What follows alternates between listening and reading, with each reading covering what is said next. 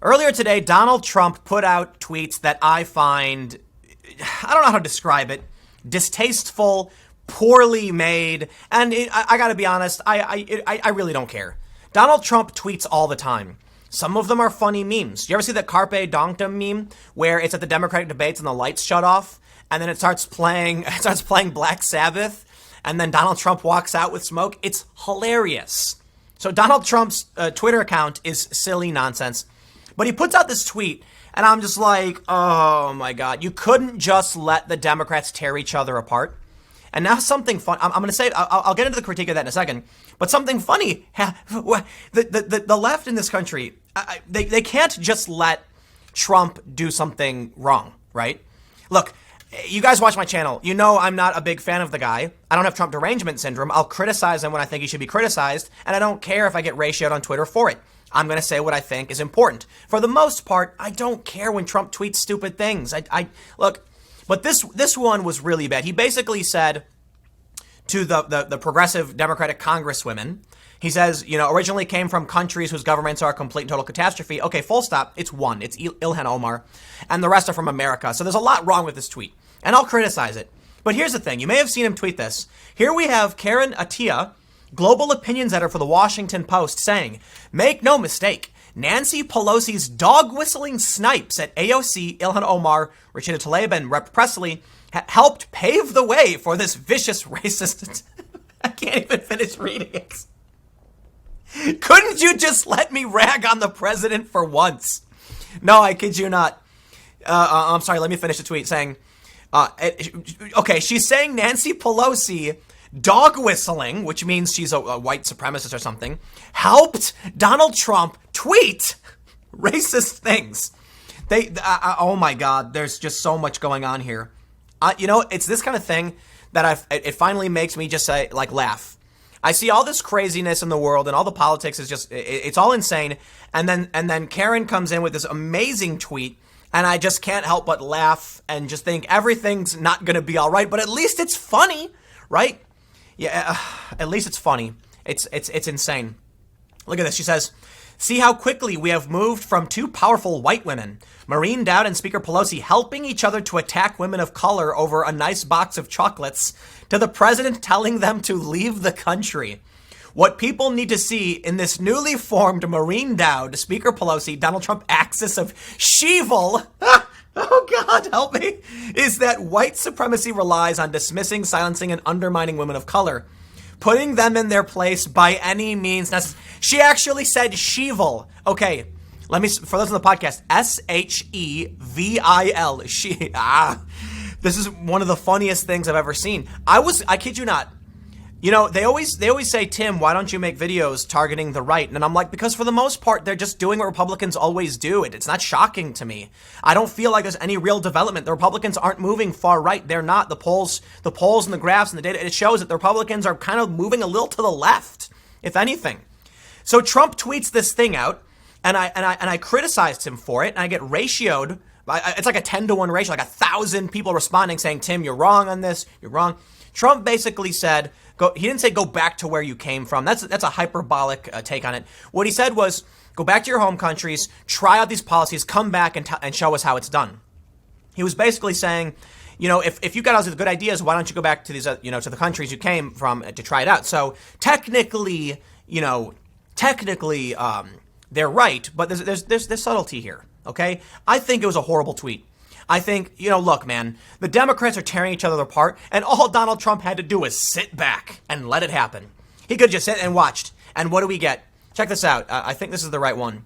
Melanie Zanona of Politico said, every time Dems are on the brink of civil war, Trump throws them a lifeline. We then have this one. Trump does have a penchant for snatching defeat from the jaws of victory sometimes. The Dems were infighting all week between the squad and House leadership, and Trump goes in there to make some outrageous characterization about the squad that will serve to rally Dems together. Yes, that was my criticism. Look, it's ridiculous when anyone says go back to country or leave America. It is insane to me when the left says, if Trump gets elected, I'm going to move to Canada. No, you're not. Shut up. God, you're going to go to Starbucks and order a caramel frap and cry to your friends about how we're in a fascist country. You will do nothing. You are an armchair activist on Twitter. And then other people saying, if you don't like America, why don't you leave? And it's like, no, stop. Come on, man.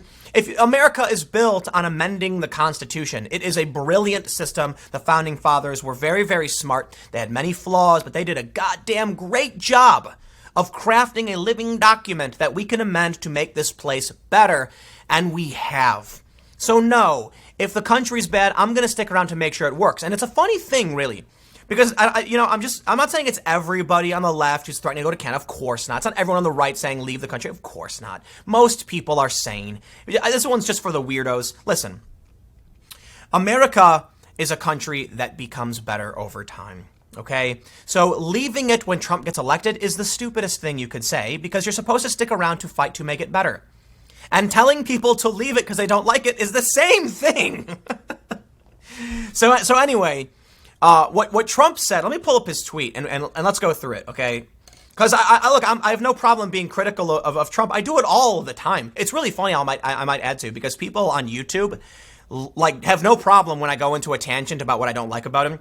But people on Twitter weren't having it. They were like, Tim, you're wrong on this one. But they were nice, okay? And that's the thing too. I think the important thing to consider for anybody watching on YouTube is that when I say something that I don't like about Trump, and I mean it, and I have facts behind me, the response I usually get from Trump supporters is like, well, I disagree with you, but I understand your opinion. Because, listen, I'm where liberals used to be back during the Obama era. Not that long ago. And for the most part, that's kind of the conversations I had with Republicans. I would go to my friend's house, in a suburb, and they're Republican, and we would talk, and I'd be like, I completely, and we would get heated, and then we'd have pizza and stuff, and watch a movie. That's how it used to be when I was growing up. I remember going to my friend's house, and their family was all pro-life, and I've always been pro-choice. And they were like, oh, you're wrong. You need to understand. And we talked, and I was like, I really do feel like our opinions aren't that far apart. We just have fallen slightly on these two different sides of the issues, and I don't know what we can do. And we ultimately, we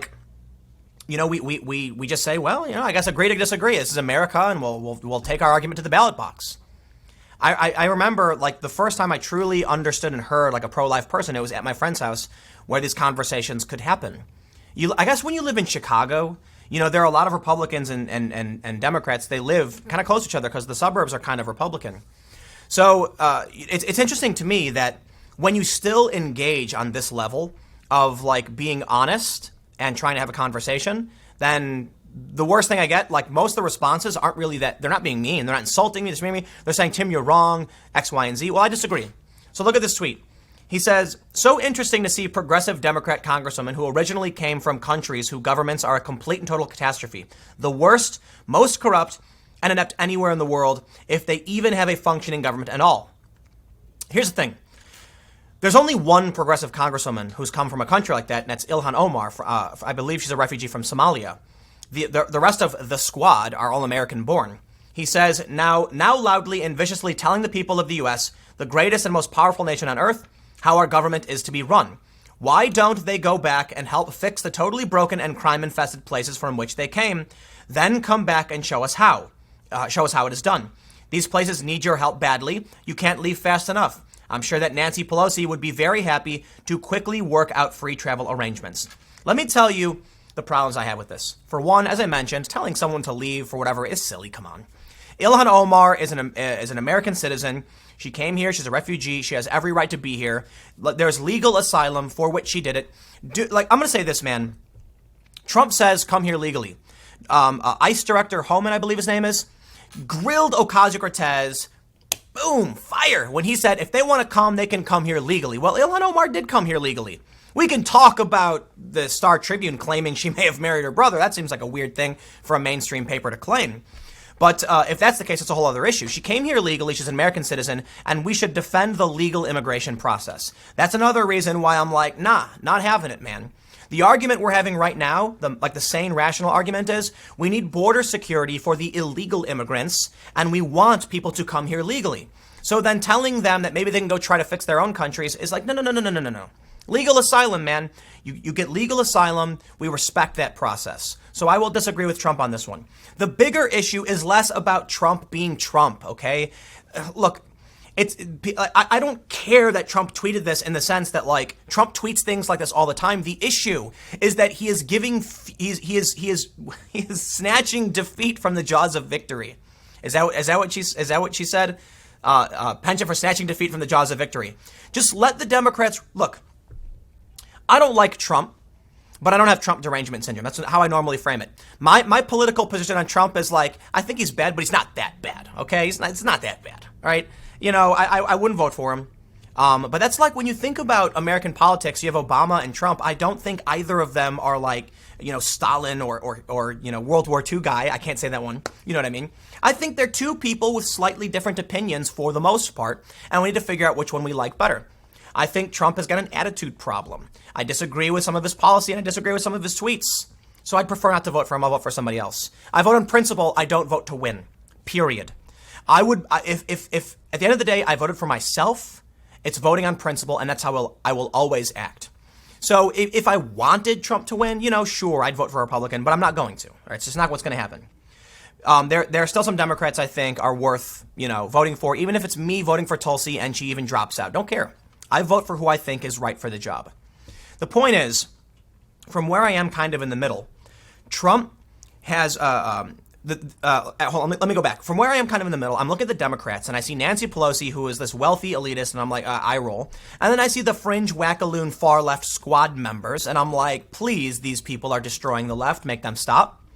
And they're infighting, and I'm like, okay, maybe this is the Democrats' immune system weeding out the wackos. Thank God the Democrats are finally standing up to these people and pushing back, because they are going to cost us elections in 2020. They're going to cost us the House.